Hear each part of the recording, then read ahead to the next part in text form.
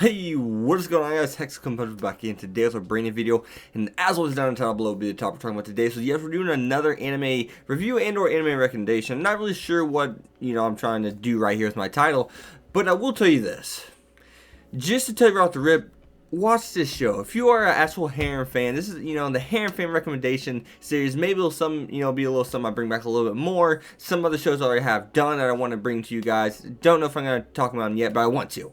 So, this show, Princess Lover, I don't know if you guys have seen it.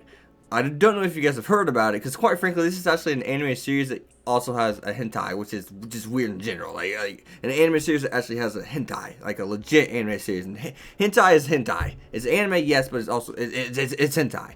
And this show has that, oddly enough. But that's not what not the point of this video. The point of this video is to bring you a show that really surprised me, impressed me, because it did everything so well and it did everything so maturely, whether that be romance, whether that be the comedy that was very, very well done. But more so than that, it was actually the romance of the harem genre in and of itself was being done better and tastefully. It's presented very tastefully, and that's something that's very huge in the show and really came off to me and impressed me. And the strong start in episode 1 of the show was another thing that really got me hooked on the show, even though it did that, the way it started, I don't think some of the episodes are pretty damn good, but it didn't carry that narrative in which the first, episode had, of our main character's parents getting murdered, and him just, it seemed like it was going to be a little bit darker than what it was, but it was a, really kind of warm, fuzzy kind of anime overall.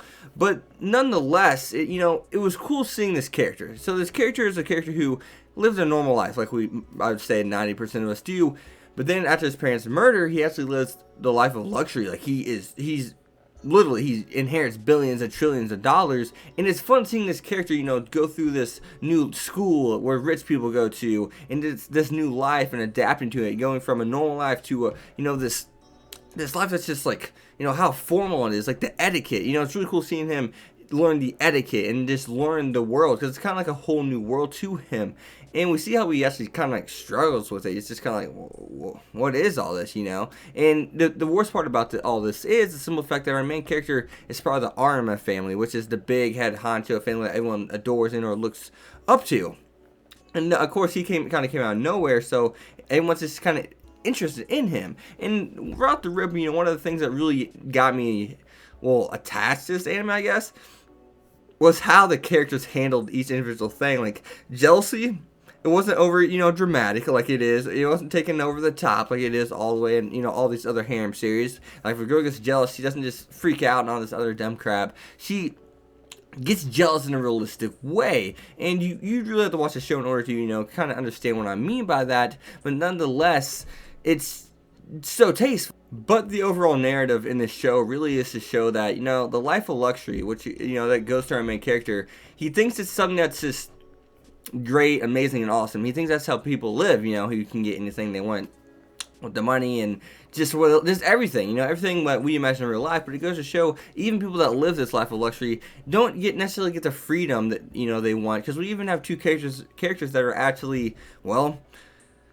they were being forced to marry, per se, or one was being forced to marry simply because the name, the title, and the life of luxury, it just, the family name, they were doing this for the benefit of their family. Even though they're already rich, they're trying to make them even more rich, per se. And reaping the benefits of marrying a certain person can be tremendous for a family, right? A noble family at that. Which we actually have our main character who actually has a fiance, which his fiance's best girl, Sylvie, and may I add, Sylvie is a very cool character. And diving into the characters, that's the thing. If you made this far in a video, listen to me right now.